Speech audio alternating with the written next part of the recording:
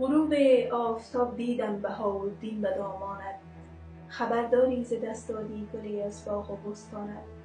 کجاست مسعود میدانی، سفر کرد زین گلستانت. دیگر امید آمد نیست از این فرخنده مهمانت. شهادت بود نصیب آن که بود در سنگرت مهمان. همین بود آرزویش، در نهادش داشت این ایمان. ز دشمن سر بزد کاری که ملت را بکرد حیران. برفت سرمایه خوبی ز دست مردم عرفان.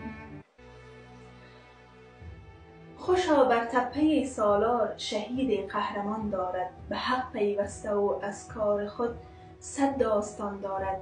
ز نامش افتخار کشوری افغانستان دارد. جهادش بود بر حق، تواریخ این بیان دارد. صدای خفته و خاموش او روزی منور شد. روان در قله‌های کوه، در میدان و سنگر شد. ندای حق بلند کرد و شهید راه اکبر شد. بدان ای زفری او چهره محبوب کشور شد. غروب آفتاب دیدم بهاءالدین به دامانت. خبرداری ز دست دادی گلی از باغ و بستانت.